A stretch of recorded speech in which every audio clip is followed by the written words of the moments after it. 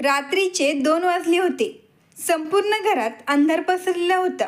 सगळे गाढ झोपलेले होते. तेव्हा जानकीजींना अचानक जाग आली. त्यांना प्रचंड तहान लागली होती. त्यांनी जवळ ठेवलेला पाण्याचा तांब्या उचलला, पण तो रिकामा होता. हलक्या आवाजात त्या स्वतःशीच पुटपुटल्या. बहुतेक आज सविता पाणी भरून ठेवायला विसरली असावी. त्यानंतर हळूहळू चालत त्या स्वयंपाकघराच्या दिशेने निघाल्या. जसे त्यांनी स्वयंपाकघरात पाऊल टाकले, तिथले दृश्य पाहून त्यांचे मन नाराज झाले. स्वयंपाकघरात खूप पसारा होता. गॅसवर तेलाचे डाग पडलेले होते. फरशीवर भाजी सांडलेली होती. सगळीकडे घाण पसरलेली होती.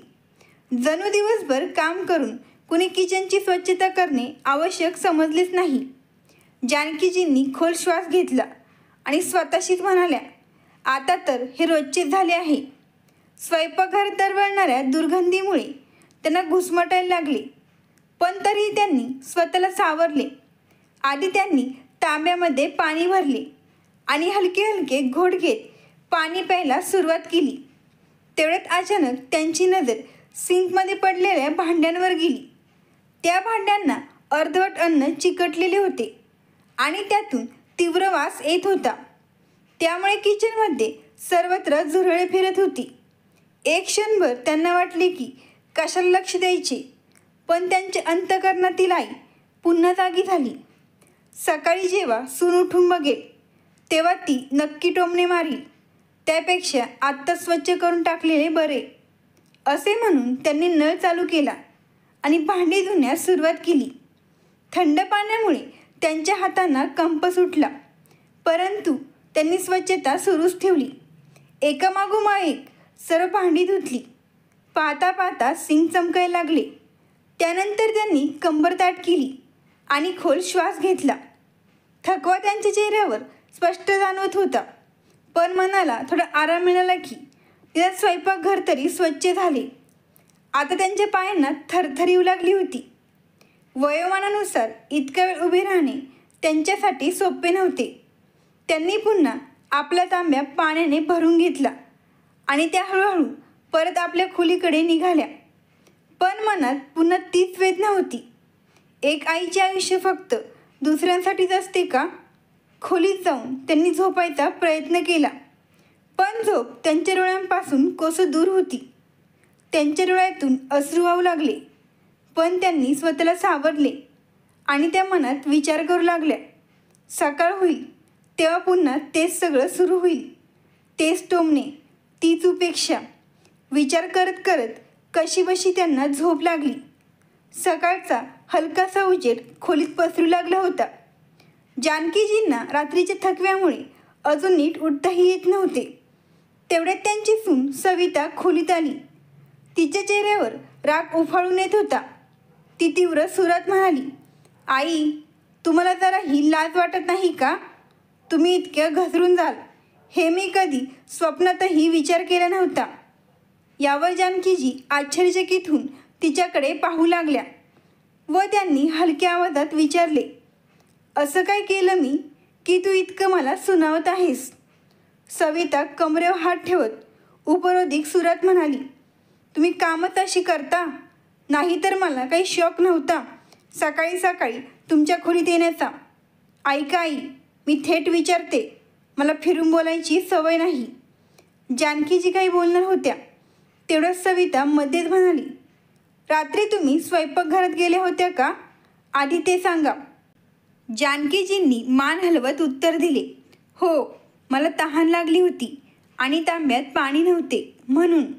त्यांचे बोलणे पूर्ण होण्याआधी सविता जोरात ओरडू लागली, रोहितचे बाबा, पटकन या, बघा तुमच्या आईचे कारनामे, आणि निशा तू पण ये.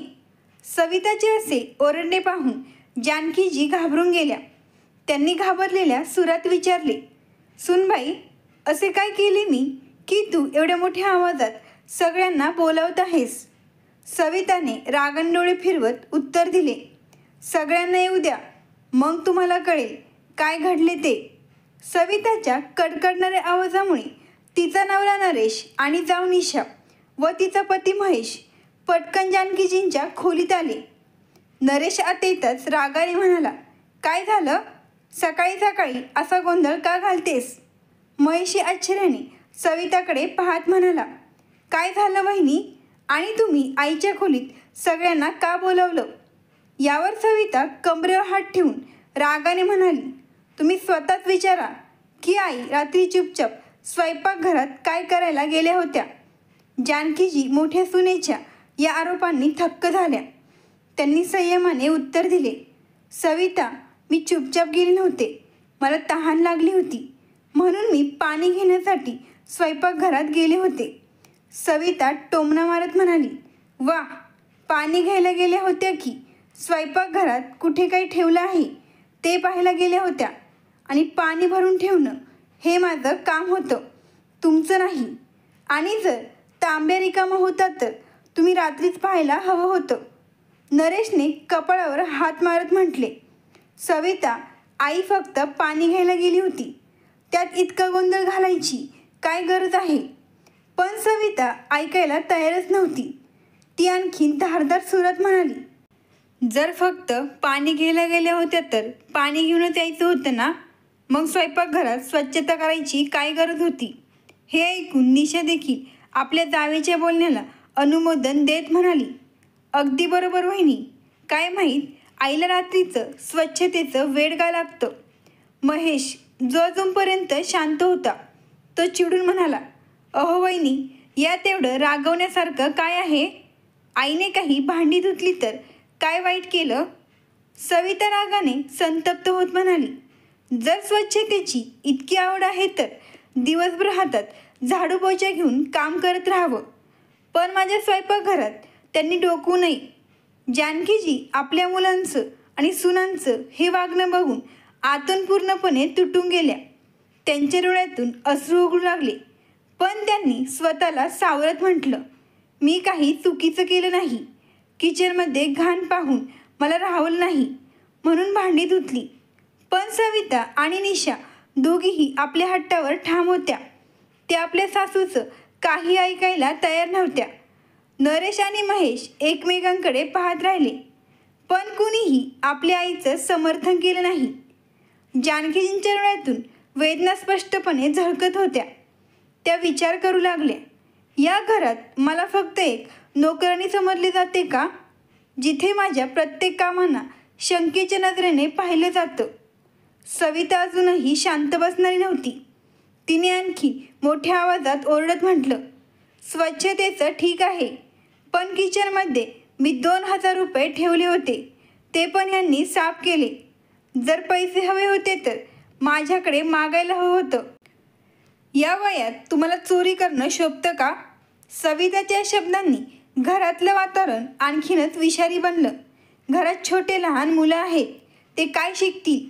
आई, तुमच्या या वागण्याने मी तर खरंच त्रासले आहे. तिने आपल्या साडीचा पदर कमरेत घट्ट खोचला आणि एक तुच्छ नजर टाकत आपल्या सासूकडे बघायला लागली. जानकीजींना आपला अपमान सहन झाला नाही आणि त्यांच्या डोळ्यातून अश्रू ओघळू लागले. त्यांनी थरथरत्या ओठांनी म्हटलं. सविता, माझ्यावर इतका मोठा आरोप लावण्यापूर्वी तू थोडा तरी विचार करायला हवा होता. मी पैसे का घेईन? मला पैशांचं काय करायचं आहे? खरे सांगते, मी तुझे पैसे घेतले नाहीत. महेश, जो आजवर गप्प होता, तो चिडून म्हणाला. अगं आई, जर पैसे घेतले असतील तर सरळ सांगून टाक ना, का सकाळी सकाळी एवढे तमाशे लावलाय? महेशच्या तोंडून हे ऐकून जानकीजींचे डोळे आश्चर्याने विस्फारले. आपलाच मुलगा, ज्या मुलासाठी तिने आपलं संपूर्ण आयुष्य खर्च केलं, आज तोच तिच्यावर चोरीचा आरोप लावत होता. एवढ्यात निशा देखील बोलली. आई, खरं सांगायचं तर हे सगळं बरोबर नाही. तुम्ही असं करायला नको होतं. जानकींच्या डोळ्यातून अखंड अश्रू वाहत होते. त्यांनी आशेने आपला मोठा मुलगा नरेशकडे पाहिलं. कदाचित तो काही बोलेल, पण नरेश शांतपणे उभा राहिला. त्याच्या डोळ्यात आपल्या आईसाठी ना प्रेम होतं ना सहानुभूती. सविताने रागाने एक मोठा श्वास घेतला आणि टोचून म्हणाली. आता असं रडून काही होणार नाही आई. सत्य तर हेच आहे की पैसे तुम्हीच घेतले आहेत. तरी या घरात तुम्हाला खाण्यापिण्याची काही कमतरता नाही, पण तुमचं लालच काही जात नाही. महेश देखील मान हलवत म्हणाला. आई, हे सगळं ऐकून खूप वाईट वाटतंय. तुझ्याकडून अशी अपेक्षा नव्हती. आता तरी खरं सांगून टाक. जानकीजींचं मन जणू पूर्णपणे तुटून गेलं होतं. त्यांनी थरथरत्या हातांनी आपल्या साडीचा पदर नीट केला आणि कापणाऱ्या आवाजात म्हणाल्या, नरेश बेटा, तू देखील असं समजतो का की मी पैसे घेतलेत? नरेशने एक क्षण आपल्या आईकडे पाहिलं आणि नंतर नजर वळवली. आई, जर तू पैसे घेतले नाहीत तर मग पैसे गेले कुठे? आपल्या घरात कुणी बाहेरचं तर येत नाही. हे शब्द ऐकतात जानकीजींना चक्कर येऊ लागली. त्यांना पूर्ण गळून गेल्यासारखं झालं. या घरात जन्मलेले, इथेच आपलं पूर्ण आयुष्य घालवलेले आपलीच मुलं आज आपल्यावर विश्वास ठेवत नव्हते. त्या तिथेच खाटेवर बसल्या आणि हळूच म्हणाल्या, जर तुम्हा सर्वांना हेच वाटत असेल तर ठीक आहे. आता यापुढे स्वतःला निर्दोष सिद्ध करण्यासाठी मी काही बोलणार नाही. सविता तोंड वाकडं करत म्हणाली, पाहिलंत ना, जेव्हा खोटं पकडलं गेलं तेव्हा सफाई देणंही बंद केलं. चला, आता पुरे झालं. आम्हाला अजून बरीच कामं आहेत. इतकं म्हणत ती रागाने पाय आपटत खोलीबाहेर निघून गेली. नरेश, महेश आणि निशा देखील काही काळजी न करता आपापल्या खोल्यांत निघून गेले. मात्र जानकीजी तिथेच बसून राहिल्या. त्यांच्या कोरड्या डोळ्यातून वाहणारे अश्रू डोक्याखाली असणाऱ्या उशीत मुरत होते. त्यांच्या मनात एकच प्रश्न घोळत होता, खरंच आता माझं कोणीच उरलं नाही का? जानकीजींना ते दिवस आठवायला लागले. एकेकाळी त्यांचे घर आनंदाने भरलेले होते. त्या आपल्या खोलीत तयार होत होत्या आणि त्यांचे पती गंगारामजी पुन्हा पुन्हा दरवाजातून डोकावून बघत होते. जानकी, अजून किती वेळ लावशील? लवकर चल ना, नाही तर असे होईल की आपण शेवटी पोहोचू. गंगारामजी हसत म्हणाले. यावर जानकीजी हसल्या आणि आपल्या साडीचा पदर नीट करत म्हणाल्या, अखेरच मी मुलाची आई आहे. मग नीट तयार होणं तर बनतंच ना. गंगारामजींनी मागून आपल्या पत्नीच्या गळ्यात हात टाकले आणि म्हणाले, आज तू अगदी तशीच सुंदर दिसतेस जशी आपल्या लग्नाच्या दिवशी दिसत होतीस. यावर जानकीजींनी हलकंसं डोकं हलवत म्हटलं, अहो सोडा ना. तुमची मस्करी पुन्हा सुरू झाली. पण त्यांच्या चेहऱ्यावर आनंद स्पष्टपणे दिसत होता. गंगारामजी पुढे आले आणि त्यांनी जानकीजींचा हात धरून प्रेमाने म्हणाली, मस्करी नाही जानकी, खरंच सांगतोय, तुझ्यासारखी पत्नी मिळाली म्हणून मी खरोखर खूप नशिबान आहे. त्या दिवशी संपूर्ण घर आनंदाने भरलेलं होतं. त्यांचा मोठा मुलगा नरेशचं लग्न होतं आणि संपूर्ण घर हास्यमजेत बुडालं होतं. जानकीजींनी आपल्या सुनेच्या स्वागतासाठी किती तयारी केली होती. प्रत्येक छोट्या मोठ्या गोष्टींची काळजी घेतली होती, जेणेकरून सूनबाईला कुठलीच अडचण येऊ नये. सविता जेव्हा पहिल्यांदा नववधू म्हणून घरात आली तेव्हा जानकीजींनी तिला किती प्रेमाने मिठी मारली होती आणि म्हणाल्या होत्या, बेटी, आता हे घर तुझं आहे. काहीही गरज असेल तर संकोच न करता सांग. पण आज तीच सविता त्यांच्यावर चोरीचा आरोप करत होती. त्यांची स्वतःची मुलंही त्यांची बाजू ऐकायला तयार नव्हते. आठवणींच्या ओघात जानकींच्या डोळ्यातून अश्रू वाहू लागले. त्यांनी उशीला घट्ट धरलं आणि मनोमन म्हणाल्या, कदाचित आज तुम्ही असता तर मला माझ्याच लोकांमध्ये परकी होण्याची ही वेदना भासली नसती. जानकीजी अजूनही भूतकाळात हरवलेल्या होत्या, जुन्या आठवणीत गुंतलेल्या. तेवढ्यात अचानक दरवाजापाशी काहीतरी आवाज झाला. नजर वर करून पाहिलं तर निशा आत आली होती आणि टेबलवर चहा ठेवत हलक्या आवाजात म्हणाली, आई, तुमचा चहा इथे ठेवला आहे, पिऊन घ्या. जानकीजींनी हलकंसं मान हलवत चहाकडे पाहिलं. चहाच्या कपातून हलकी वाफ उठत होती. त्यांनी पुन्हा निशाकडे पाहत विचारलं, बेटी, बिस्किटं नाहीत का? पण निशा उत्तर न देता तिथून चुपचाप निघून गेली. जानकीजींनी खोल श्वास घेतला आणि चहाचा कप हातात उचलून एक हलकासा घोट घेतला. पण साखर नसलेल्या फिकट चहाचा स्वाद त्यांच्या घशाखाली उतरला नाही. पूर्वी जेव्हा त्यांचे पती गंगारामजी होते तेव्हा सकाळच्या चहाचा वेगळाच आनंद असायचा. ते नेहमी म्हणायचे, जानकी, तू माझ्यासोबत बसून चहा घेत नाहीस तोपर्यंत मला चहाचा गोडवा लागत नाही. पण आज एकट्या बसलेल्या जानकीजींसाठी तो चहा विषासारखा झाला होता.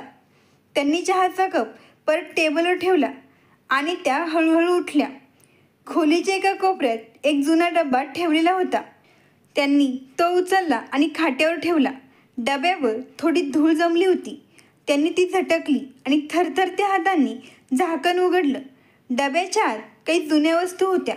गंगारामजींचं घड्याळ, त्यांचे जुने चष्मे, काही जुने पत्र आणि काही नाणी, जी गंगारामजी नेहमी सोबत बाळगत असत. जानकीजींनी हळुवारपणे त्या वस्तूंना स्पर्श केला. जणू काही त्या अजूनही त्यांच्या आठवणींचा भाग होत्या. त्यांच्या डोळ्यात पुन्हा अश्रू आले. कुठे गेला तुम्ही? बघा आता तुमची जानकी किती एकटी पडली आहे. दुपारचे 2 वाजले होते. ना कोणी त्यांना जेवायला विचारायला आलं, ना कोणी खोलीत डोकवायला आलं. भूक खूपच लागली होती. जानकीजी काही वेळ वाट बघत राहिल्या. पण जेव्हा कुणीच आलं नाही तेव्हा त्या स्वतःच अनिच्छेने का होईना पण सविताच्या जवळ गेल्या. तेव्हा सविता आपला 5 वर्षांचा मुलगा रोहितला गाजर हलवा भरवत होती. जानकीजी तिच्या जवळ गेल्या आणि म्हणाल्या, बेटी खूप भूक लागली आहे, काही केलं असेल तर दे ना. तेवढे म्हणतात सविताने त्यांच्याकडे वक्तदृष्टीने पाहिलं आणि चिडून म्हणाली, आई तुम्ही कधी हलवा पाहिला नाही का? लगेच तुम्हाला भूक लागली. सध्या मी माझ्या मुलाला खाऊ घालत आहे. मग ती पटकन रोहितचं तोंड पुसून उठली आणि स्वयंपाकघरात गेली. काही वेळाने तिने एक छोटी वाटीभर हलवा आणला आणि तुच्छतेने म्हणाली, घ्या खा, नाहीतर माझ्या मुलाला तुमची नजर लागेल. जानकीजींनी हलकेच वाटी उचलली आणि काही न बोलता आपल्या खोलीत परत आल्या. वाटी खाटेवर ठेवून त्या स्वतःही बसल्या. त्यांनी पहिला घास तोंडात टाकला, पण हलव्याचा स्वाद त्यांच्या घशात अडकल्यासारखा झाला. हलवा जळलेला होता आणि ही जळजळ केवळ त्यांच्या जिभेपुरतीच मर्यादित नव्हती, तर त्यांच्या हृदयातही ती तीव्रतेने जाणवत होती. पण भूक इतकी तीव्र होती की जळलेल्या स्वादाकडे त्यांनी दुर्लक्ष केले. काही वेळाने हळूच नजर वर केली, खोलीच्या भिंतीकडे पाहिलं आणि एक थंड श्वास घेऊन डोळे मिटले. आणि मग पुन्हा आठवणींचा एक पूर त्यांच्या मनात उसळला. त्यांना आपल्या आयुष्यातले ते जुने दिवस आठवले, जेव्हा त्या आपले पती आणि मुलांसोबत बसून प्रेमाने गप्पा मारत हसत हसत हलवा खात असे. तेव्हा त्यांच्या हाताने बनवलेल्या हलव्याचा सुगंध संपूर्ण घरभर दळत असे. तेच जुनं अंगण आणि तेच ते घर, हलव्याच्या गोड वासाचा दरवळ, चुलीची मंद आच आणि गंगारामजींचा खळखळून हसणारा आवाज. अगं जानकी, आज पुन्हा हलवा करत आहेस का? रोज रोज हलवा खाऊ घालून तू माझं पोट बिघडवणार आहेस. गंगारामजी हसत म्हणाले, अहो मुलांना आवडतो आणि तुम्हालाही, तर मग तक्रार कसली? जानकीजींनी हसत उत्तर दिलं. गंगारामजी हळूच मागून येऊन त्यांच्या खांद्यावर हात ठेवत म्हणाले, जानकी हे प्रेम असंच सदैव टिकावं. जेव्हा आपली मुलं मोठी होतील ना तेव्हाही आपण असंच एकत्र बसून हलवा खाऊ, अगदी आजसारखं. परंतु कोणाला ठाऊक होतं की तीच मुलं ज्यांच्या आवडीनिवडीचं पण जानकीजी त्यांची काळजी घेत होत्या, तेच आज त्यांच्यावर असे दिवस आणतील याचा त्यांनी कधी विचारही केला नव्हता. आणि जिचं स्वागत त्यांनी मोठ्या प्रेमाने केलं होतं तीच त्यांना एक दिवस जळलेला हलवा खाऊ घालेल असं कधीच त्यांना वाटलं नव्हतं. ती आई जिला आपल्या मुलांसाठी रात्रभर जागावं लागायचं, त्यांची आवड निवड जपावी लागायची, त्यांच्याशिवाय जेवणही घशाखाली उतरायचं नाही, आज तीच आई आपल्या मुलांसाठी ओझं बनली होती. जानकीची खिडकीतून बाहेर पाहू लागल्या. आकाशात सूर्य तेजाने चमकत होता, पण त्यांच्या आयुष्यात आता कोणती उजेडाची किरणं उरली नव्हती. संध्याकाळ होण्याच्या बेतात होती.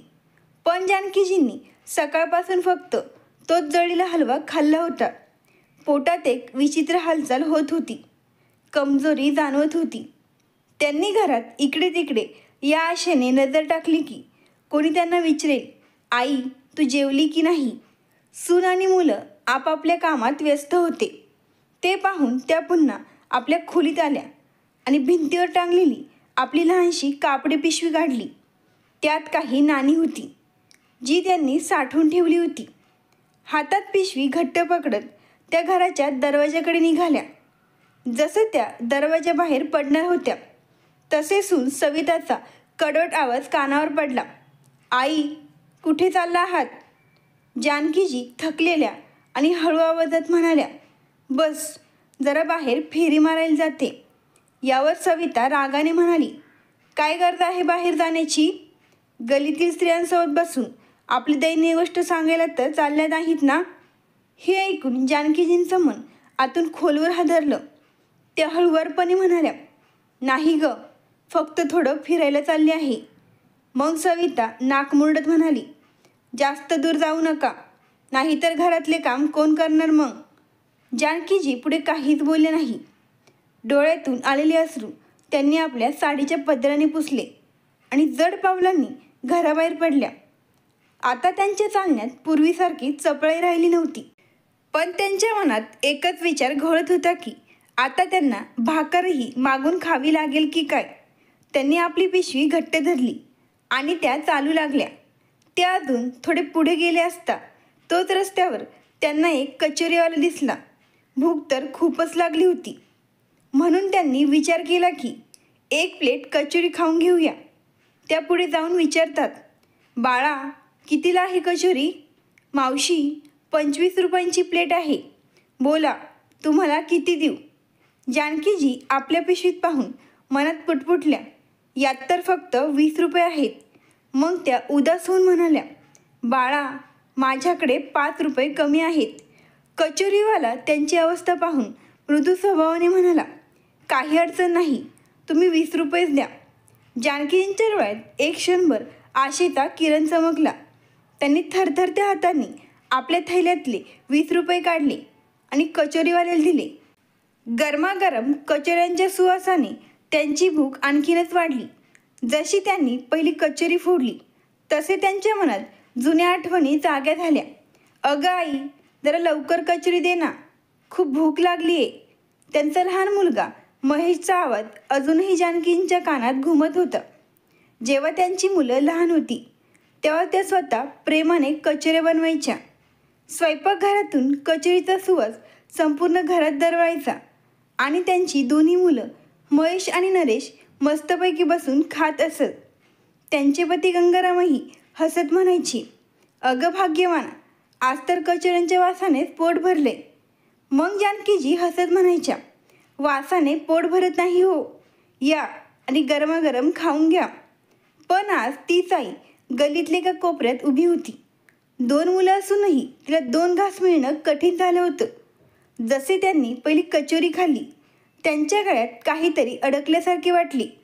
ती कचोरी त्यांच्यासाठी केवळ खाण्याची गोष्ट नव्हती, तर त्यांच्या साऱ्या जुन्या आठवणींची एक हुरहुर होती, जी आता एखाद्या संपलेल्या स्वप्नांसारखी वाटत होती. कचोरीवाला त्यांच्याकडे काळजीपूर्वक पाहत होता. त्यांनी जाणले की या वृद्ध आईच्या डोळ्यात नमी आहे. तो हलकासा हसत म्हणाला, आई, अजून हवी असेल तर घ्या, पैशांची काळजी करू नका. जानकीजींनी थरथरत्या हातांनी साडीच्या पदराने डोळे पुसले आणि हलकेच मान हलवली. नाही बेटा, तू म्हणाला तेच माझ्यासाठी खूप झाले. देव तुला सुखी ठेवो. कचोरी खाल्ल्यावर त्यांनी देवाचे नाव घेतले आणि उठून चालायला सुरुवात केली. पोट काही काळासाठी भरले होते, पण हृदयात जो वेदनेचा डोंगर होता तो अजूनही जिवंत होता. त्यांनी आपली साडी नीट केली आणि थरथरत्या हातांनी पिशवी खांद्यावर टाकली. पावले अजूनही डगमगत होती, पण मनात एक वेगळी शांतता होती. कदाचित पोटात अन्न गेल्यामुळे किंवा त्या कचोरीवाल्याच्या दयाळूपणामुळे, ज्याने त्यांचे दुःख न सांगता समजून घेतले होते. आता जानकीजींची पावले मंदिराकडे वळली. त्यांच्यासाठी मंदिर म्हणजे केवळ देवदर्शन नव्हते, तर काही क्षण शांततेत बसण्याचे स्थान होते. तिथे कोणी टोमणा मारत नव्हते, कोणी अपमान करत नव्हते, ना कोणी असे म्हणत नव्हते की तुम्ही आता घरात ओझं झाले आहात. रस्त्याने चालताना त्यांनी पाहिले की सूर्य हळूहळू मावळत होता. आकाशात सोनेरी तपकिरी झळाळी होती, पण त्यांच्या जीवनाचा सूर्य मात्र केव्हाच मावळला होता. मंदिरात पोहोचल्यावर घंट्याच्या मधुर आवाजाने आणि आरतीच्या सुवासाने त्यांच्या मनाला थोडासा दिलासा मिळाला. त्या एका कोपऱ्यात बसल्या आणि देवाच्या मूर्तीकडे पाहू लागल्या. डोळ्यातून अश्रू वाहत होते. मनात हजारो प्रश्न होते. हे देवा, मी नेहमी सर्वांचे भले केले, मग आज मीच माझ्या घरात परकी का झाले? त्यांची ओठ बडबडले, पण उत्तर देण्यासाठी कोणीच नव्हते. देवही शांत होते. थोड्या वेळाने त्यांनी आपल्या पिशवीतून एक छोटीशी माळ काढली आणि त्यात जप करू लागल्या. ही तीच माळ होती जी त्यांचे पती गंगारामजींनी त्यांना दिली होती. जेव्हा जेव्हा त्या चिंतित असायच्या तेव्हा त्या ही माळ हातात धरून बसायच्या. आज मात्र त्या केवळ जप करत नव्हत्या, तर स्वतःला सावरण्याचा प्रयत्न करत होत्या. जानकीजी माळ फिरवत आपल्या विचारात तल्लीन होत्या. तेवढ्यात एक आवाज आला.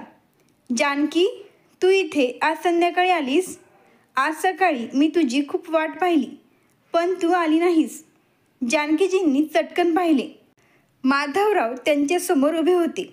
त्यांच्या डोळ्यात आपुलकी होती आणि चेहऱ्यावर नम्रता होती. जानकीजींनी काही क्षण त्यांच्याकडे पाहिले आणि त्यांच्या चेहऱ्यावर क्षणभर हसू उमटलं, पण लगेचच डोळ्यातली उदासी परतली आणि मग हलक्या आवाजात म्हणाल्या, माधव, सकाळी मला टाईम मिळाला नाही, त्यामुळे मी आत्ता आले. आपसुकच जानकींच्या डोळ्यातून अश्रू वाहू लागले. माधवरावांनी लगेच ओळखलं की जानकीजी त्यांच्यापासून काहीतरी लपवत आहे. माधवराव त्यांच्या शेजारी बसले. थोडा वेळ दोघंही शांत राहिले. खरं तर जानकीजी आणि माधवराव हे एकाच गावातील होते. शाळेत एकत्र शिकत असताना त्यांच्यात मैत्री झाली आणि पुढे त्याच मैत्रीचं प्रेमात रूपांतर झालं. जानकीजींचे वडील थोडे कठोर स्वभावाचे होते. माधवरावांची जात वेगळी असल्यामुळे त्यांचं लग्न होऊ शकलं नाही. त्यानंतर जानकीजींचा गंगारामजींसोबत विवाह झाला, तर पुढे 1 वर्षाने माधवरावांचा शारदाजींसोबत विवाह झाला. दोघांनी याला आपापले नशीब मानले आणि आपापल्या आयुष्यात व्यस्त झाले. लग्नाच्या आधी माधवराव हे शिक्षक झाले होते आणि त्यानंतर पुढे काही वर्षातच त्यांची बदली जानकीजी राहत असलेल्या गावात झाली. पण दोघांनाही माहीत नव्हतं की ते पुन्हा एकमेकांच्या जवळ आले आहेत. माधवरावांना सुद्धा 2 मुलं होती. माधवराव गावातीलच जिल्हा परिषद शाळेतील 5वीच्या मुलांना शिकवत होते. जानकीजींचा लहान मुलगा त्याच शाळेत 4थीत शिकत होता. एके दिवशी शाळेत पालक सभेचा कार्यक्रम आयोजित केला होता. तेव्हा त्या सभेसाठी जानकीजी देखील आल्या होत्या. त्याच वेळेस त्यांना समजले की माधवराव शिक्षक झाले आहेत आणि माधवरावांना देखील कळलं की जानकीजी त्याच गावात राहत आहे. पण त्यावेळी दोघांमध्ये फारसे बोलणे झाले नाही, कारण आता ते दोघेही आपापल्या आयुष्यात आनंदी होते. पुढे दोघांचीही मुलं मोठी होत गेली. माधवरावांनी आपल्या मुलांना शिक्षणासाठी परदेशात पाठवलं, तर जानकीजींची दोन्ही मुलं इंजिनिअरिंग करत होती. बघता बघता दिवस निघून गेले आणि माधवरावांनी आपल्या दोन्ही मुलांचे लग्न लावून दिले. त्यांची मुलं लग्नानंतर पुन्हा परदेशात गेले. मुळात ते परदेशातच सेटल झाले होते. ते फक्त वर्षातून 1-2 वेळा आपल्या आईवडिलांना भेटायला येत असत. माधवरावांना असं वाटायचं की त्यांनी आपल्या मुलांना शिक्षणासाठी परदेशात पाठवून चूक केली की काय. पण आता वेळ निघून गेली होती. त्यांनी आपल्या मुलांना चांगलेच ओळखले होते. पण त्यांची पत्नी शारदाजी नेहमी मुलांची आस लावून बसायच्या आणि एके दिवशी अचानक हार्ट अटॅकमुळे त्यांचं निधन झालं. त्यानंतर माधवराव खूप एकटे पडले आणि ते आपला एकटेपणा दूर करण्यासाठी रोज सकाळी गावावर असणाऱ्या मंदिरात जात असत. आता ते नोकरीतून रिटायर झाले होते. मधल्या काळात त्यांनी कधीच जानकीजींशी संपर्क करण्याचा प्रयत्न केला नाही, कारण त्यांना माहीत होतं की दोघांचेही मार्ग वेगवेगळे आहेत. तर तिकडे जानकीजींच्याही पतीचं निधन झालं होतं आणि रोज घरातील किटकिटींपासून दूर राहण्यासाठी त्या देखील मंदिरात येत असत. पण दोघांच्या वेळेमध्ये फरक होता. जानकीजी मंदिरात दर्शन घेऊन घरी गेल्यावर माधवराव त्याच मंदिरात येत असत, त्यामुळे त्यांची भेट होत नव्हती. एके दिवशी जानकीजी आपल्या नातवाला घेऊन मंदिरात आल्या होत्या. तेव्हा नातवाच्या हट्टामुळे त्या रोजपेक्षा जास्त वेळ मंदिरात थांबल्या. त्याच दिवशी माधवरावांसोबत त्यांची भेट झाली आणि पुढे त्या दिवसापासून रोज त्यांची भेट होऊ लागली.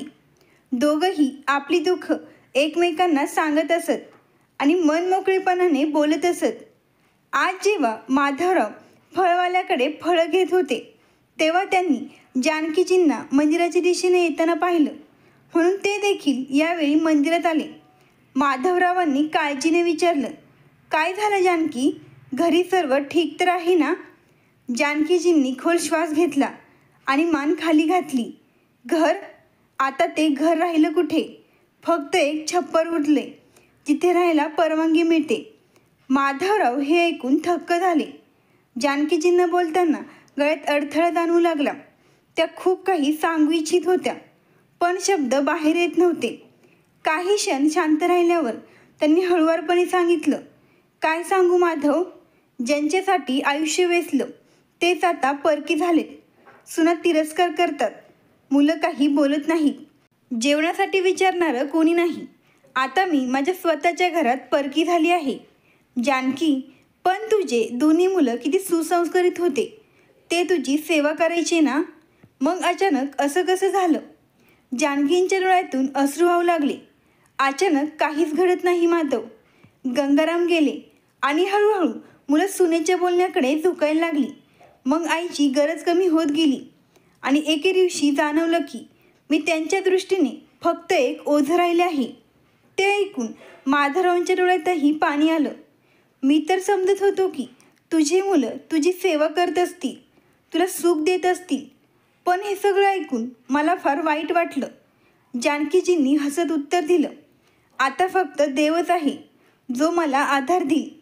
माधवरावांनी हलके जानकीजींचा हात पकडला आणि म्हणाले, जानकी, जर तुला कधी माझी गरज भासली तर कोणताही संकोच न करता ये. माझं घर तुझ्यासाठी सदैव खुलं आहे. जानकीजींनी मान हलवली, पण त्या जाणत होत्या की आता कोणाच्या घरात जाऊन राहणं त्यांना शक्य नाही. त्या कोणावरही ओझं बनू इच्छित नव्हत्या.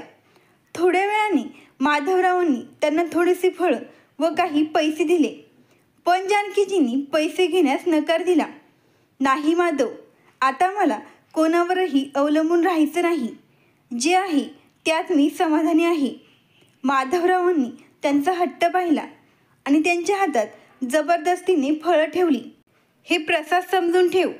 जानकींच्या डोळ्यातून पाणी आले. त्या काही बोलल्या नाहीत, फक्त हळूच मान खाली घातली. आता रात्रीचा अंधार दाटत चालला होता.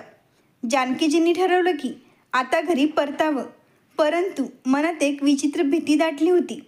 त्या घराकडे परत जायला मन होत नव्हतं, पण मग दुसरीकडे जाणार तरी कुठं? जड पावलांनी त्या मंदिराच्या पायऱ्या उतरू लागल्या. जेव्हा त्या थकलेल्या पावलांनी घरी पोहोचल्या तेव्हा दारातच थबकल्या. त्यांच्या खोलीतून मोठ्या आवाजात भांडणाचे सूर येत होते. जसे त्यांनी घरात पाऊल टाकले आणि खोलीच्या दिशेने गेल्या, आतलं दृश्य पाहून त्यांचे डोळे विस्पारले. त्यांचा बिछाना अस्ताव्यस्त होता. कपाट अर्धवट उघडे पडले होते आणि कपडे सगळीकडे विखुरलेले होते. खोलीच्या मध्यभागी सविता आणि निशा काहीतरी शोधण्यात गर्क होत्या. दोघींच्या डोळ्यात राग स्पष्ट दिसत होता आणि त्यांच्या हालचालीवरून कळत होतं की त्या काही महत्त्वाचं शोधत आहे. जानकीजींनी आश्चर्यचकित होऊन विचारलं, तुम्ही दोघी हे काय करताय? त्यांच्या आवाजात भीती होती, पण त्यांनी धैर्य एकवटून विचारलं. सविताने त्यांच्याकडे संतप्त नजरेने पाहिलं आणि झटकन उभी राहिली.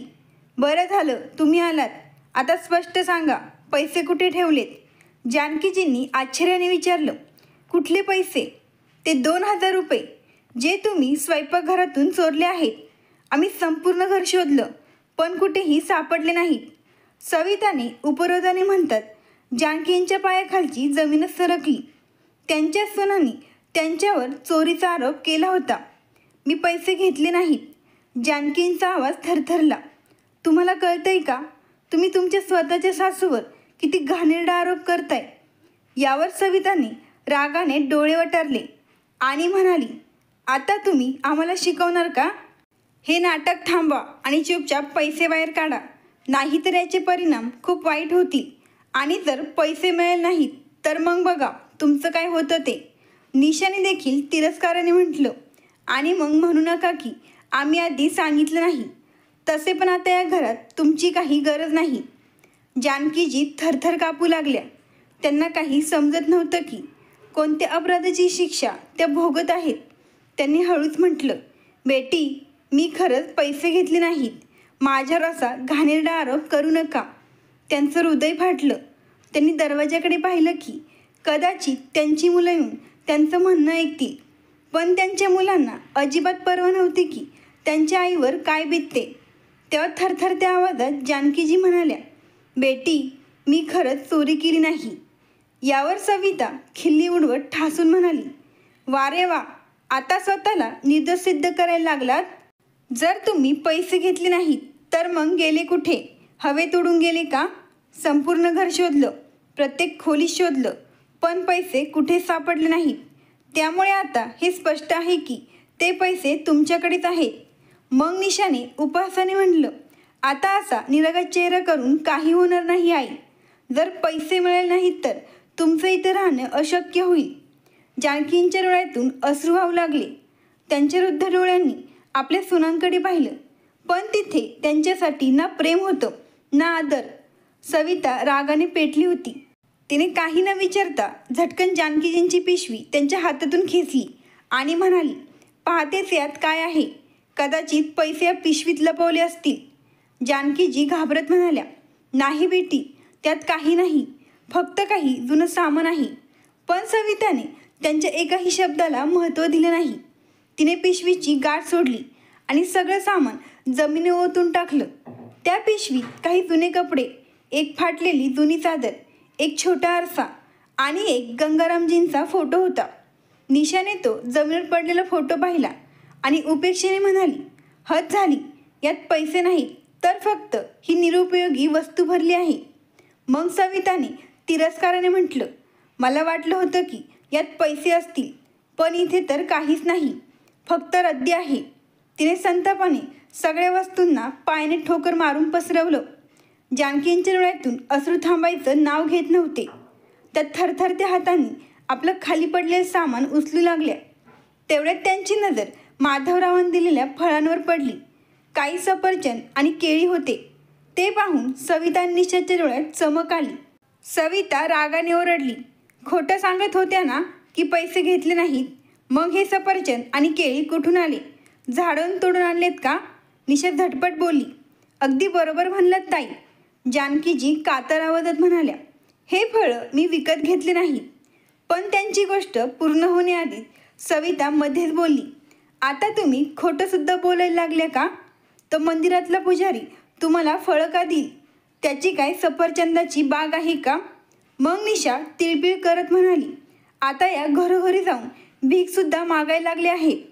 जानकीजी लाचार होऊन म्हणाल्या, बेटी, ही फळं तर. पुन्हा त्यांचे बोलणे मध्येच थांबत सविता रागाने म्हणाली, अहो, ऐकलं का? तुमची आई आता चोरीसह बहाणे करायला लागली आहे. मग निशा नाक चढवत म्हणाली, ही सडलेली फळं आपल्या कामाची नाहीत. तिने लाथ मारून सफरचंद दूर फेकले. बाद झालं आता. जानकीजी अचानक कठोर आवाजात म्हणाल्या, खूप ऐकलं मी, आता अधिक तुमचं ऐकू शकत नाही. त्यांना रागात पाहून निशा आणि सविता एकमेकींकडे पाहत हसत खांदे उडवत तिथून निघून गेल्या. जानकीजींचे ओठ थरथरत होते. त्यांनी गंगारामजींचा फोटो आपल्या हृदयाशी घट्ट धरला. त्यांच्या डोळ्यात वेदना होती आणि त्यांनी हलक्या हातांनी बाकीच्या वस्तू गोळा करून शांतपणे खाटावर बसून घेतलं. त्यांचे डोळे खोलीत विखुरलेल्या वस्तूंवर थांबले होते. आज त्यांच्याजवळ फक्त अश्रू होते आणि एक गडद वेदना, जी आता त्यांचं जीवन बनली होती. पण त्यात एक विचित्र शांतता होती, कारण आज पहिल्यांदाच त्यांनी त्यांच्या सुनांना रागात काहीतरी बोलले होते. जानकीजी गंगारामजींच्या फोटोकडे पाहून हळूच म्हणाल्या, पाहताय ना, तुमची जानकी किती बेबस झाली आहे. त्यांचा आवाज थरथरत होता. आधीही अडचणी होत्या, पण तेव्हा तुम्ही त्या अडचणी सांभाळण्यासाठी होतात. परंतु आता मी एकटी आहे. खोलीबाहेर सविता आणि निशा आपापसात फुसफुसत होत्या. चला, कमीत कमी पैसे मिळाले नाहीत, पण त्यांच्यावर आपण आपली भडास तरी काढू शकलो. आता त्या जास्त नाटक करणार नाही. मग निशा हसत हसत म्हणाली, त्यांना धडा शिकवणे गरजेचे होते. जर असे केले नसते तर माहीत नाही आणखीन कोणाकोणाकडे भीक मागायला गेल्या असत्या. जानकीजी त्यांच्या गप्पा ऐकू शकल्या, पण आता त्यांना काही फरक पडत नव्हता. त्या फक्त फोटोकडे बघत होत्या. मी कधी विचारही केलं नव्हतं की एक दिवस माझ्या स्वतःच्या घरात मी परकी बनून जाईन. अश्रू त्यांच्या डोळ्यातून बाहेर पडले आणि फोटोच्या काचेवर पसरले. त्यांनी पटकन ओठांनी त्या अश्रूंना पुसले आणि फोटो हलक्या हाताने कपाटात ठेवला. त्यानंतर त्यांनी आपली स्थिती सावरली आणि बिछाण्यावर झोपून घेतलं. जानकीजींचं मन आता दुसऱ्या दिशेने भटकत होतं. त्यांनी मनाशी ठरवलं, आता काहीतरी करायला हवं. मी असं राहू शकत नाही.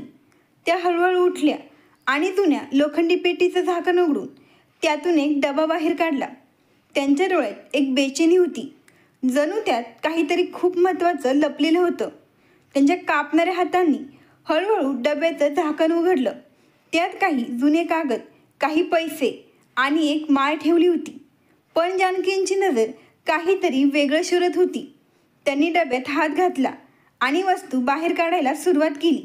मग अचानक त्यांना एक धातूची वस्तू जाणवली. एक चावी. ही तीच चावी होती जी गंगारामजींनी त्यांना कित्येक वर्षांपूर्वी दिली होती. जानकी, ही चावी सांभाळून ठेव.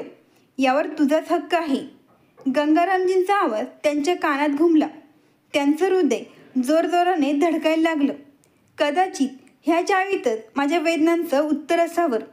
त्यांनी काही वेळ चावीला थोडं घट्ट धरून ठेवलं. जणू त्या गंगारामजींच्या बोललेल्या शब्दांची आठवण करत होत्या. नंतर त्यांनी खोल श्वास घेतला आणि हलक्या आवाजात बडबड केली, आता वेळ आली आहे. जानकींच्या मनात वेगवेगळ्या विचारांची लाट येत होती. गंगारामजींनी ती चावी त्यांना का दिली होती आणि इतकी सांभाळून ठेवायला का सांगितली होती? त्या हळूहळू भूतकाळाच्या आठवणीत हरवून गेल्या. गंगारामजी नेहमी म्हणायचे की ते आपल्या मुलांवर खूप प्रेम करतात. पण जानकीजींना जाता जाता एक खास शिकवण देऊन गेले होते. बघ जानकी, माणसाचा स्वभाव काळानुसार बदलू शकतो. जो आज आपल्याला डोक्यावर बसवू शकतो तोच उद्या आपल्याला परका करू शकतो. पण तुझा हक्क कोणालाही कधीही हिसकावता येणार नाही. जर कधी वेळ बदलला आणि तुला असं वाटलं की कोणी तुझा अपमान करते तर या चावीचा वापर कर. हे सर्व गंगारामजींनी आधीच ओळखलं होतं का? जानकींच्या डोळ्यात अश्रू आले. गंगारामजींना माहीत होतं की एक दिवस त्यांचीच मुलं सुना जानकीजींसोबत असं वागतील. जानकीजींनी थरथरत्या हातांनी चावी अजून जास्त घट्ट धरली. ही चावी कदाचित त्यांचा तो हक्क दर्शवत होती जी त्यांचीच मुलं सुना त्यांच्याकडून हिसकावून घेत होते. गंगारामजींनी माझ्या सुरक्षेसाठी काही सोय केली होती का? त्यांचे हृदय जलद गतीने धडधडू लागले. आता त्यांना या चावी संबंधीचे सत्य समजून घ्यावे लागणार होते. त्यांना समजून घ्यायचं होतं की शेवटी ही चावी कशाची आहे, ज्यामुळे गंगारामजींनी ती चावी त्यांना इतक्या वर्षापासून सांभाळण्याचा आग्रह केला होता. आता जानकीजींना जणू काही आशेचा किरण दिसत होता.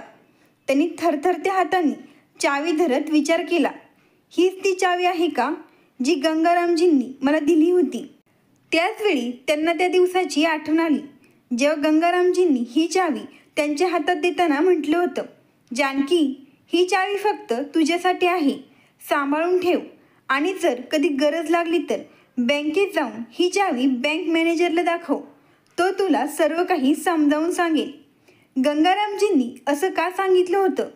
पण त्यांना अजून काहीच समजत नव्हतं. त्यांना फक्त एवढंच आठवत होतं की त्यांचे पती ही चावी देताना खूप गंभीरपणे बोलत होते. त्यांनी डोळ्यातील अश्रू पुसले आणि चावी आपल्या पदरात बांधली. त्यांनी मनाशी ठरवलं, सर्वात आधी मला बँकेत जाऊन याचं सत्य शोधावं लागेल. पण त्याआधी कोणालाही या चावीविषयी कळलं नाही पाहिजे. त्यांनी पटकन डबा परत त्या लोखंडी पेटीत ठेवला आणि जणू काही घडलंच नाही असं करून चुपचाप आपल्या खाट्यावर जाऊन बसल्या. रात्रीचा अंधार हळूहळू घरात पसरला होता. सर्व घरात सन्नाटा होता. पण दिवसभराच्या थकव्यामुळे आणि भुकेमुळे जानकींच्या पोटात उठणारी भूक या सन्नाट्याला भंग करत होती. सून सविता रात्री जेवणासाठी एकदाही विचारायला आली नाही. मात्र जानकीजींना आता याची सवय झाली होती. पण आज त्यांना जास्तच भूक जाणवत होती. खाटेवर पडल्यानंतर त्यांनी अनेक वेळा करवड बदलली, पण झोप त्यांच्या डोळ्यापासून कोसं दूर होती. पोटात वेदना होऊ लागल्या होत्या. पण त्यांना माहीत होतं की आता या घरात मला कोणीही विचारणार नाही की मी जेवण केलं की नाही. आता फक्त सकाळ होण्याचीच वाट पाहावी लागेल. श्वास घेत त्यांनी डोळे बंद केले. पण यावेळी त्यांच्या मनात फक्त एकच विचार चालला होता. उद्या बँकेत जाऊन या चावीचं राज काय आहे हे पाहायलाच लागेल. काही मिनिटातच थकव्यामुळे त्यांना झोप येऊ लागली आणि अखेर भुकेने तडफडत असतानाही त्या कधी झोपेच्या आगोशात गेल्या हे त्यांना स्वतःलाही कळलं नाही. सकाळ झाली तेव्हा सकाळची पहिली किरणं खिडकीतून आत शिरत होती आणि आज जानकीजींना लवकरच जाग आली होती. कदाचित भुकेमुळे किंवा कदाचित त्या अनगिनत प्रश्नांमुळे जे रात्रभर त्यांच्या मनात वळण घेत होते. त्या हळूहळू खाटेवरून खाली उतरल्या. खोलीत नजर फिरवली. काल रात्रीचं सामान अजून तसंच पडलं होतं. पण आता त्यांना काही फरक पडत नव्हता. त्यांच्या मनात फक्त एकच विचार चालू होता. आज बँकेत जाऊन या चावीचं सत्य समजून घ्यायचं आहे. त्यांनी पटकन आंघोळ केली आणि त्या हळूहळू चालत दरवाजापर्यंत पोचल्या. पण दरवाजा उघडल्यावर सविता समोरच उभी होती. कुठे चालला आहात? जानकीजी शांत आवाजात म्हणाल्या. मंदिरात जात आहे. सविताने त्यांना डोक्यापासून ते पायापर्यंत पाहिलं आणि डोळे चोळत म्हणाली, मला वाटत नाही की तुम्ही मंदिरात चालला असाल. आता कोणतं नवीन नाटक सुरू करणार आहात? जानकीजींनी काही उत्तर दिले नाही. फक्त एक स्मितहास्य करत पुढे गेल्या. तत्पूर्वी दरवाजाजवळ उभा असलेला नरेश, जो आत्तापर्यंत हे सर्व शांतपणे पाहत होता, त्याला काही बोलण्याची गरज वाटली नाही. कोणताही प्रश्न न विचारता, कोणतीही चिंता न दर्शवता तो आपल्या आईला जाताना पाहत राहिला. दरवाजातून बाहेर पाऊल ठेवताना जानकीजींना सकाळच्या थंड हवेचा अनुभव झाला. कदाचित माझ्या नशिबातही आज या थंड हवेप्रमाणे काही आराम असेल, त्यांनी स्वतःशी म्हटलं आणि त्या जलद पावलाने मंदिराकडे वळल्या. मंदिरात गेल्यावर त्यांनी देवाचं नामस्मरण केलं. त्यानंतर 9 वाजता त्या हळूहळू पावले टाकत बँकेकडे चालत गेल्या. त्यांच्या मनात अनेक प्रश्न उमटत होते. ही चावी खरंच माझं आयुष्य बदलू शकते का? गंगारामजींनी जे सांगितलं होतं ते खरं होईल का? बँकेत पोचल्यावर तिथे खूप गर्दी होती. त्या हळूहळू जाऊन लाईनमध्ये उभ्या राहिल्या. थोड्याच वेळेत त्यांचा नंबर आला आणि त्यांनी समोर बसलेल्या मॅनेजरला सांगितलं, बेटा, माझे पती गंगारामजींनी मला ही चावी दिली होती. मॅनेजरने चावीवर लक्षपूर्वक नजर टाकली आणि नंतर स्क्रीनवर काही तपासायला लागले. काही क्षणातच त्यांच्या चेहऱ्यावर आश्चर्य व्यक्त झालं. ते तात्काळ उठून आतल्या केबिनमध्ये गेले. काही वेळानंतर ते परत आले आणि त्यांच्याबरोबर बँकेचा दुसरा अधिकारी देखील होता. त्यांनी जानकीजींना सांगितलं, मावशी, कृपया आमच्यासोबत या. आपल्याला एक अत्यंत महत्त्वाची गोष्ट सांगायची आहे. जानकीजींचं हृदय जलद गतीने धडधडू लागलं. त्या अधिकाऱ्याबरोबर आतल्या केबिनमध्ये गेल्या, जिथे काही मिनिटांमध्ये त्यांचं आयुष्य कायमचं बदलणार होतं. ऑफिसमध्ये बँक मॅनेजरसोबत दुसरा अधिकारी बसला होता. जसे त्यांनी आत प्रवेश केला, तो अधिकारी उभा राहिला आणि त्यांच्या स्वागतासाठी नम्रतेने म्हणाला, मावशी, कृपया चेअरवर बसून घ्या. आपल्याशी एक अत्यंत महत्त्वाची गोष्ट बोलायची आहे. जानकीजी थोड्या गोंधळल्या होत्या. पूर्वी त्यांच्या जीवनात कधी तसं घडलं नव्हतं की बँकेच्या अधिकाऱ्यांनी त्यांचा इतका आदर केला होता. त्यांनी हळूहळू खुर्चीवर बसताना सांगितलं, बेटा, मला समजत नाही. माझ्या पतीने फक्त असं सांगितलं की ही चावी बँकेत दाखव. मॅनेजर हसत म्हणाला, मावशी, ही काही साधी चावी नाही. ही तुमचे पती गंगारामजींच्या लॉकरची चावी आहे. लॉकर? जानकीजींनी आश्चर्यचकित होऊन विचारलं. तिथे बसलेला दुसरा अधिकारी म्हणाला, हो मावशी, हे लॉकर तुमच्या नावावर आहे आणि त्यात खूप महत्त्वाच्या वस्तू ठेवल्या आहेत. आपली ओळख पडताळावी लागेल. बँकेचे नियम खूप कडक आहेत. तुमच्या ओळखपत्राची आवश्यकता आहे. जानकीजी हसत म्हणाल्या, बेटा, मी हे आधीच जाणून होते. माझ्या पतीने सांगितले होते की जेव्हा मी या चावीसह बँकेत जाईल तेव्हा आधार कार्ड आणि ओळखपत्र नक्की घेऊन जा. एवढं म्हणत त्यांनी आपल्या पिशवीतून आधार कार्ड काढून बँकेच्या अधिकाऱ्याला दिलं. जानकीजींचं हृदय जोरजोरात धडधडत होतं. त्यांचे पती गंगारामजींनी कधीही सांगितलं नव्हतं की बँकेत त्यांच्या नावावर काही लॉकर आहे. त्यांच्या मनात प्रश्न घोंगावत होते. या लॉकरमध्ये असं काय असेल? मॅनेजरने ओळख प्रक्रियेची पूर्तता केली आणि एक कर्मचारी बोलावला. तो जानकीजींना लॉकर रूममध्ये घेऊन गेला. तिथे अनेक लोखंडी लॉकर होते.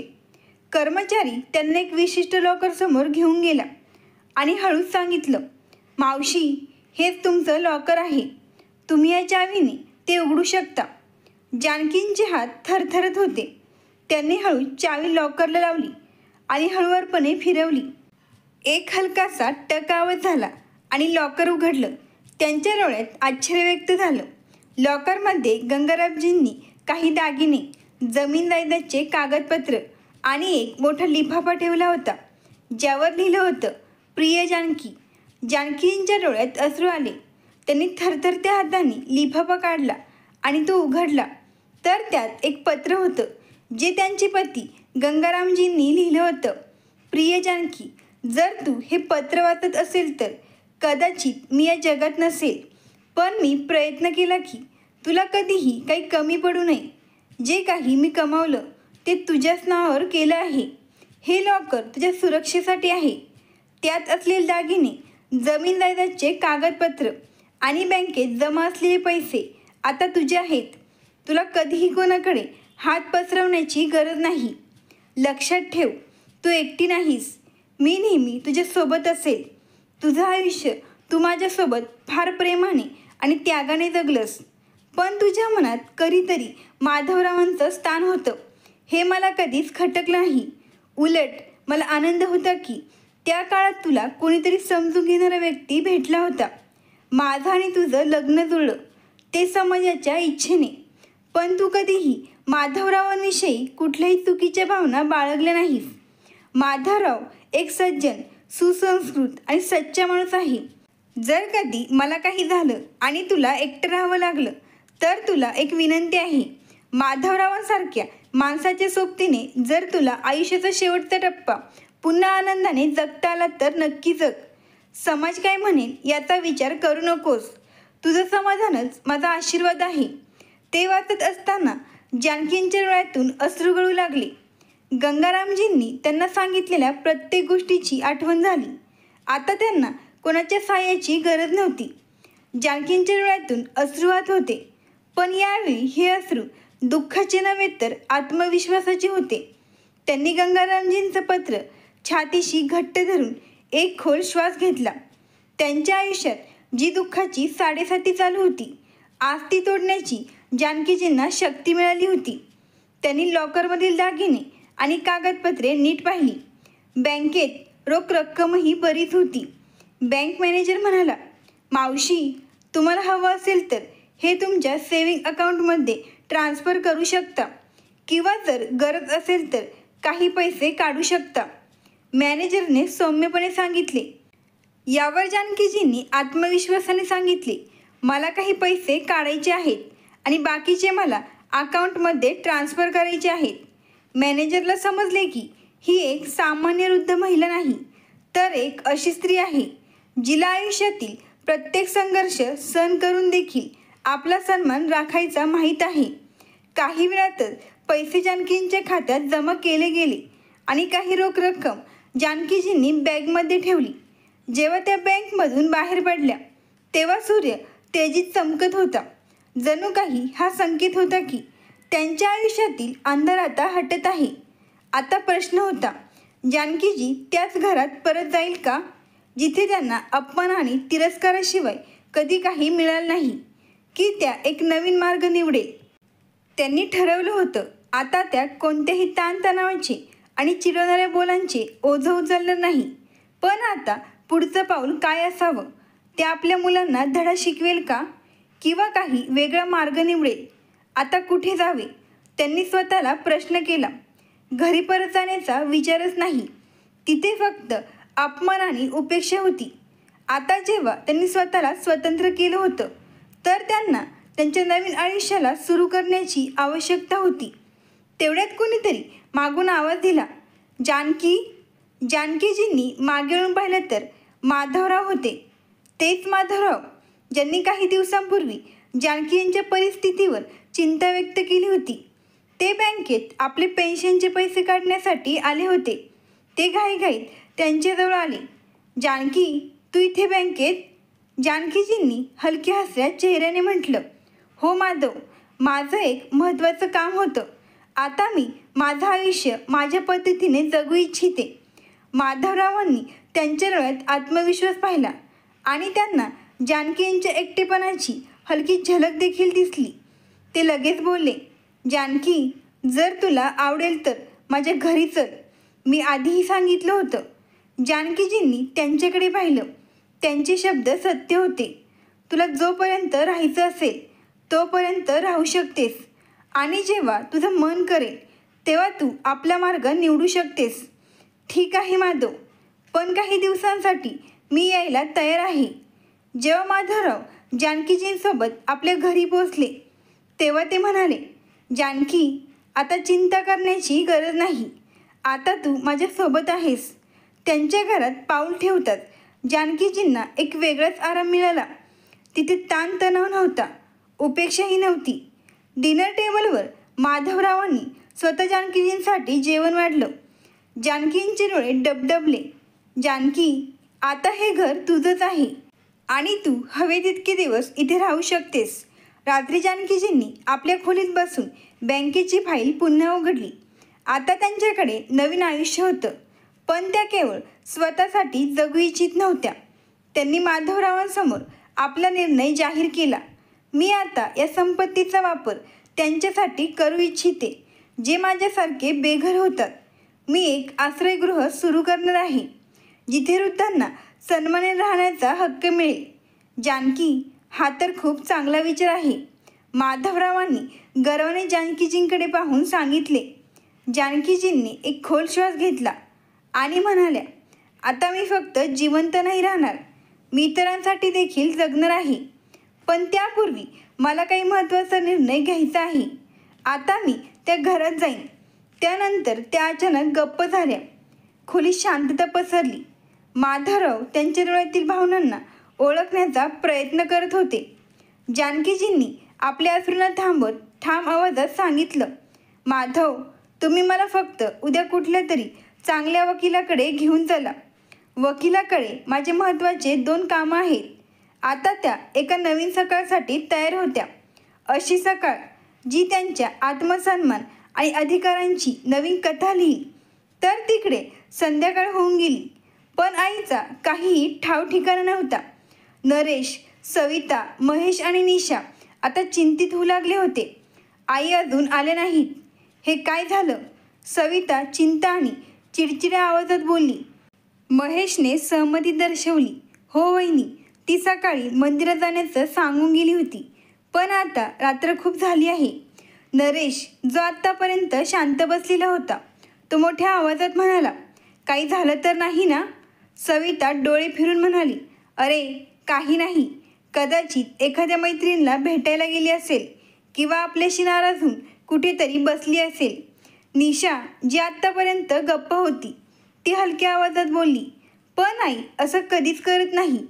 कितीही उशीर झाला तरी त्या परत घरी येत असतात. आत्तापर्यंत ज्यांना जानकींच्या अस्तित्वाचा काही फरक पडत नव्हता, ते आता बेचैन होऊन दरवाजाकडे पाहत होते. रात्रभर जानकीजी घरी परत न आल्यामुळे नरेश आणि महेशला चिंता वाटू लागली. सकाळ होईपर्यंत दोघं आपल्या परिसरात शोध घेत होते, पण आईबद्दल त्यांना काहीही माहिती मिळाली नाही. तिची अशी कोणती मैत्रीण नव्हती जिच्याकडे ती रात्रभर राहील. निशा काळजीत म्हणाली, मला वाटतं की आपल्याला पोलिसात रिपोर्ट करावं लागेल. आई हरवल्या आहेत, काहीतरी अनहोनी होईल. पण सविता त्वरित बोलली, अगं तू हे काय बोलत आहेस? पोलीस स्टेशनला जाऊन रिपोर्ट दिल्यावर पोलीस उलट आपल्याला संशयाच्या नजरेने पाहतील आणि अनेक उलटसुलट प्रश्न विचारतील. महेशनेही संमती दर्शवली. हो वहिनी, तुम्ही अगदी बरोबर सांगितलं. पोलीस आपल्यावरच शक घेतील. कदाचित आई रस्ता चुकली असेल किंवा कोण्या नातेवाईकाकडे गेली असेल. आधी आपण आईचा शोध घेऊया, सविता म्हणाली. अहो जाऊ द्या, कदाचित कोणाच्या तरी घरी गेले असतील. जास्त काळजी करण्याची काही आवश्यकता नाही. महेश त्वरित तिच्या विचारांची निंदा करत म्हणाला, वहिनी, कमीत कमी थोडं आदराने बोलायला हवं. अखेर ती आपली आई आहे. सविता अजून एकदा बोलली, मला माहीत आहे की ती तुमची आई आहे, पण तुम्हीच विचार करा, कुणी असं न सांगता जातं का? आणि तरीही रात्रीपर्यंत परत न येणे, त्यावर काय विचार केला पाहिजे? नरेश, जो आत्तापर्यंत शांत बसलेला होता, तो सविताच्या विचाराशी सहमत होऊ लागला. त्याने डोकं हलवून सांगितलं, बरोबर सांगते सविता, आपल्याला जास्त चिंता करायची गरज नाही. जेव्हा आईला परत यायचं असेल तेव्हा ती परत येईल. सविताने एक मोठा श्वास घेतला आणि म्हणाली, ठीक आहे, आता हे सर्व विसरा आणि जेवण करून घ्या. सकाळ होईल. जर आई अजूनही परत आल्या नाहीत तर मग विचार करू. नरेशने मान्य करत म्हटलं, हो, आता यावेळी काहीच करणे शक्य नाही. मला खूप भूक लागली आहे. आधी जेवण करूया. महेशने हलक्या विरोधाची योजना केली, परंतु दादा, आई इतक्या वेळ बाहेर कधी राहिली नाही. सविताने त्वरित त्याचा विरोध थांबवला. बस बस, आता जास्त भावनिक होऊ नका. त्यांना परत आल्यावर बघू. आता या फालतू चर्चांमध्ये वेळ वाया घालू नका. असं वाटत होतं सगळ्यांनी मान्य केलं होतं की आईचं परत येणं आता आवश्यक नाही. तिकडे जानकीजी आज आरामात झोपी गेल्या होत्या. इतक्या दिवसांनी त्यांना भरपेट जेवण मिळालं होतं. त्यांच्या चेहऱ्यावर एक शांती होती, जी कदाचित खूप वेळाने आली होती. सकाळ झाली तेव्हा माधवराव त्यांच्या खोलीत आले आणि प्रेमाने म्हणाले, जानकी, हातपाय धुवून घे. हवं तर अंघोळही करू शकतेस. मी तुझ्यासाठी नाश्ता आणतो. जानकीजी हळूहळू उठल्या आणि माधवरावांकडे हलक्या हसऱ्या चेहऱ्याने पाहिलं. त्यांना असं वाटत होतं की खरंच कुणीतरी त्यांचा विचार करत आहे, त्यांची काळजी घेत आहे. त्या बेडवरून उठल्या आणि वॉशरूममध्ये जाऊन हातपाय धुवू लागल्या. बाहेर आल्यावर त्यांनी पाहिलं की टेबलवर गरमागरम पोहे आणि चहा ठेवला होता.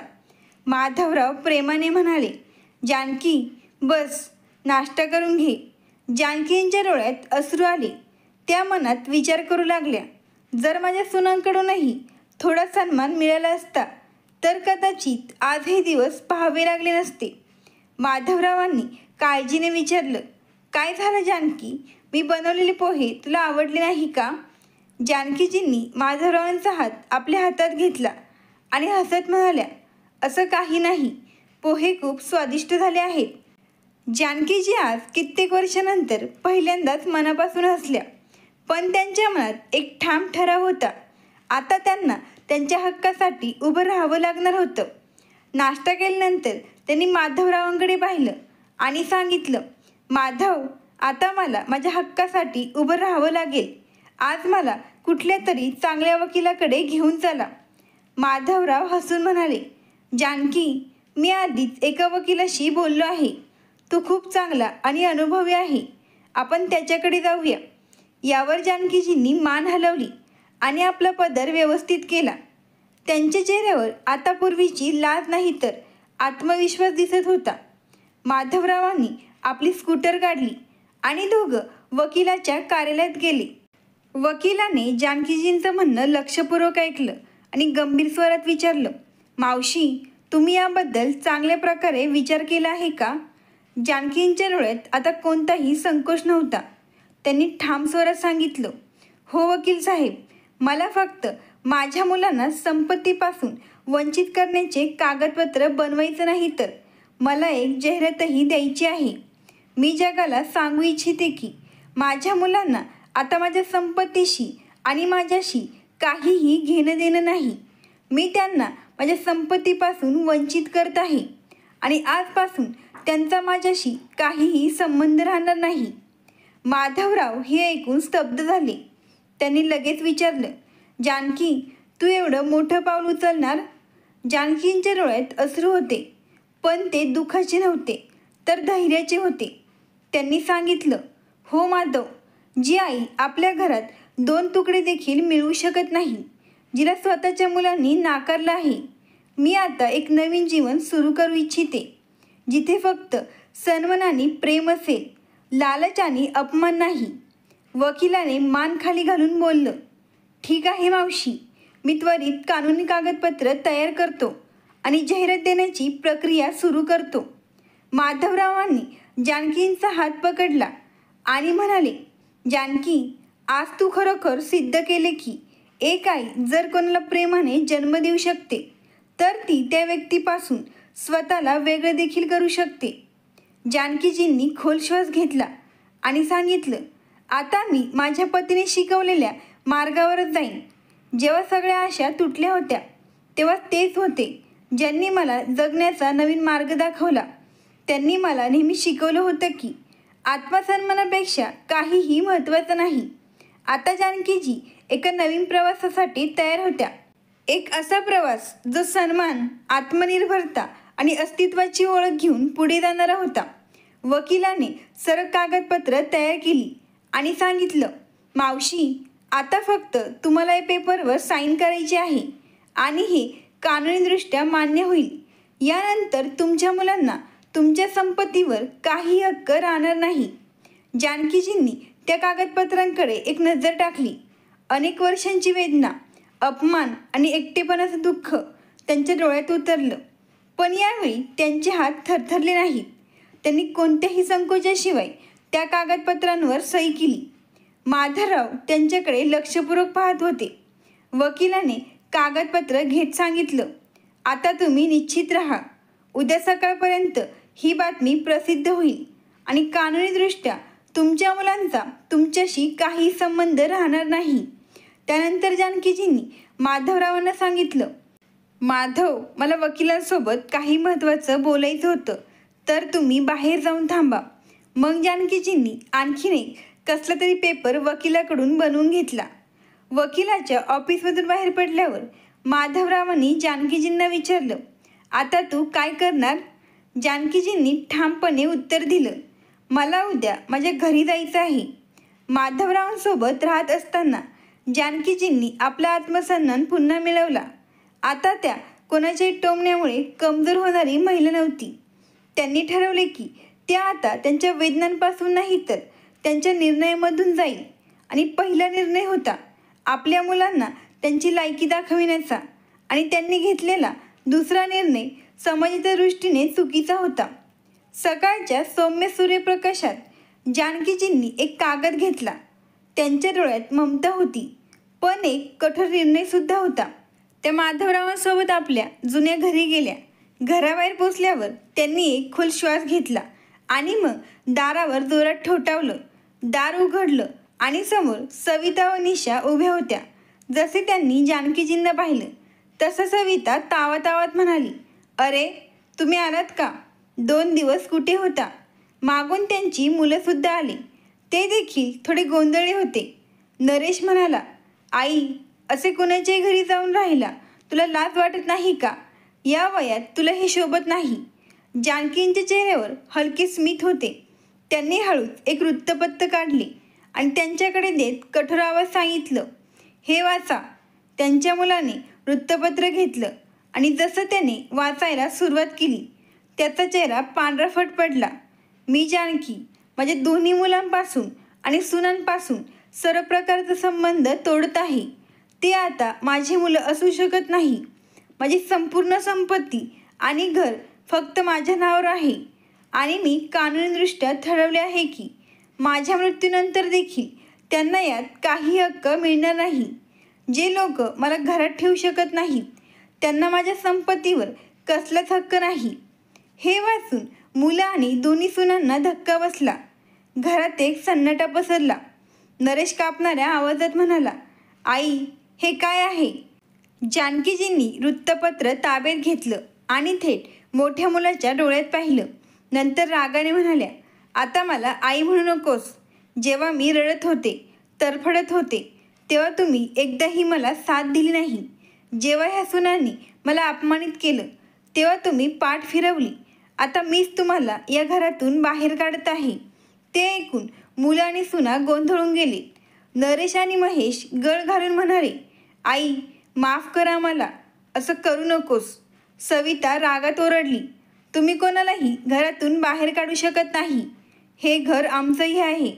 ते ऐकून जानकीजींना हसू आलं, पण त्यात प्रेम नाही तर फक्त कठोरता होती. त्यांनी आपल्या पिशवीतून पेपर बाहेर काढले आणि सविताच्या दिशेने फेकले. हे वाच. हे घर फक्त आणि फक्त माझ्या नावावर आहे आणि मी ठरवले आहे की तुमचं यामध्ये काही स्थान नाही. मुलाने थरथरत्या हाताने पेपर उचलले आणि वाचतात त्याच्या चेहऱ्यावर घाम आला.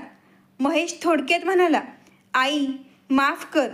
जानकीजी रागाने म्हणाल्या, तुम्ही लोक मला रोज बेइज्जत करायचे ना. सविताच्या डोळ्यात आता भीती होती. शेजारी देखील गोळा होऊन दाराबाहेर उभे होते आणि सगळं ऐकत होते. जानकीजी ठाम आवाजात म्हणाल्या, आता माझा निर्णय बदलणार नाही. बाहेर जा माझ्या घरातून आणि पुन्हा कधीही या दारात पाय ठेवू नका. मुलांचे आणि सुनेंचे चेहरे पांढरे झाले. ते गळ घालून सांगू लागले, पण आता फार उशीर झाला होता. जानकीजींनी दार उघडलं आणि सांगितलं, आता या घरातून निघा, नाहीतर लगेच पोलिसांना बोलावते. आणि पुढे त्या हसत म्हणाल्या, आता हे घर फक्त आणि फक्त माझं आहे. दोन्ही मुलं आणि सुना आपापलं सामान घेत घरातून बाहेर पडले.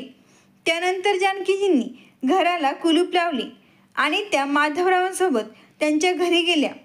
संध्याकाळी जेवण झाल्यावर माधवराव जानकीजींना म्हणाले, जानकी, मला तुला एक प्रश्न विचारायचा आहे. तू रागवणार तर नाही ना. माधवराव काय विचारणार आहे हे जानकीजींनी आधीच जाणलं होतं. त्या म्हणाल्या, माधव, मला तुमच्या कुठल्याही गोष्टीचा राग येणार नाही. तुम्ही बिनधास्त विचारू शकता. यावर माधवराव म्हणाले, जानकी, गेले कित्येक वर्ष मी मंदिरात तुझ्याशी रोज भेटायचो, बोलायचो. खरंच त्यावेळी माझ्या मनात असे विचार कधीच आले नाही. पण आज जाणवलं, आयुष्य असंच एकटं संपवायचं का आपण. जानकीजी आश्चर्याने त्यांच्याकडे पाहू लागल्या. तुझ्यावर असा अन्याय झाला आहे हे पाहून मन हललं आणि वाटलं, जर आपण दोघं एकमेकांना समजतो, ऐकतो, आपली दुःख वाटून घेतो, तर एकमेकांचा आदर का नाही होऊ शकत. क्षणभर जानकीजी काही बोलले नाहीत, पण नंतर डोळ्यातून ओघळणारे अश्रू हळूहळू शांत झाले. त्यांच्या चेहऱ्यावर एक शांत समाधान आलं. त्या हळू आवाजात म्हणाल्या, गेले कित्येक दिवस मी हाच प्रश्न माझ्या मनात ठेवून होते. कारण याबाबत स्त्रीने आधी पुढाकार घेतला तर तिला चुकीचं समजलं जातं. त्यानंतर त्यांनी आपल्या पिशवीतून एक पेपर काढला आणि त्या म्हणाल्या, काल जेव्हा आपण वकिलाकडे गेलो होतो तेव्हा मी तुम्हाला बाहेर थांबायला सांगितलं होतं. त्याच वेळेस मी वकिलाकडून हा पेपर बनवून घेतला. हा पेपर कोर्ट मॅरेजचा आहे. यावर मी आधीच सही केली. जर तुमची मनापासून इच्छा असेल तर तुम्ही देखील यावर सही करू शकता. ते ऐकतात माधवरावांच्या डोळ्यातून पाणी आलं आणि त्यांनी कसलाही विचार न करता त्या पेपरवर सही केली. आता ते कायद्याने पती पत्नी झाले होते. जानकी आणि माधवराव दोघंही वृद्ध, पण चेहऱ्यावर नव्या आयुष्याचा तेज होता. कसलंही बंधन नाही, फक्त मनाची बांधिलकी आणि आपुलकीची साथ. आजची रात्र दोघांसाठीही अविश्वसनीय होती. दुसऱ्या दिवशी सकाळी जानकीजींनी लवकर उठून माधवरावांसाठी चहा केला. तेव्हा माधवराव म्हणाले, कधीच वाटलं नव्हतं की पुन्हा कोणीतरी माझ्यासाठी चहा ठेवेल. जानकीजी हसल्या. त्या हसण्यात लाज नव्हती, पण समाधान होतं. जानकीजींच्या मुलांना हे समजल्यावर सुरुवातीला त्यांना खूप राग आला. मोठ्या सुनेनंतर उघडपणे गावात बोलून टाकलं. आमच्या आईंनी घराचं नाक कापलं. पण माधवराव आणि जानकीजींनी काहीच उत्तर दिलं नाही. काही दिवसांनी जेव्हा जानकीजी आजारी पडल्या तेव्हा माधवरावांनी त्यांची अत्यंत प्रेमाने सेवा केली. त्यामुळे गावकऱ्यांच्याही नजरा बदलल्या. जानकीजींच्या मुलांनाही अपराधाची जाणीव झाली. पुढे काही दिवसानंतर जानकीजींनी माधवरावांच्या मदतीने त्यांच्या घराला एका आश्रमात रूपांतरित केलं, जिथे प्रत्येक वृद्ध व्यक्तीला भरपूर जेवण आणि सन्मान मिळू शकेल. मित्रांनो, संस्कार आणि सन्मानापेक्षा मोठं काही नाही. जे लोक आपल्या आईवडिलांचा सन्मान करत नाही त्यांचा अंत कधीच सुखी होऊ शकत नाही. आईचं हृदय खूप मोठं असतं, पण जेव्हा ती आत्मसन्मानासाठी उभी राहते तेव्हा ती कोणत्याही वादळापेक्षा कमी नसते. म्हणून आईवडिलांचा नेहमी सन्मान करा, त्यांचा आदर करा, कारण त्यांचा आशीर्वाद म्हणजे आपल्या आयुष्याचं सार्थक असतं. मित्रांनो, जरी कथा आवडली असेल तर लगेच सबस्क्राईब करा. धन्यवाद. आभारी आहोत.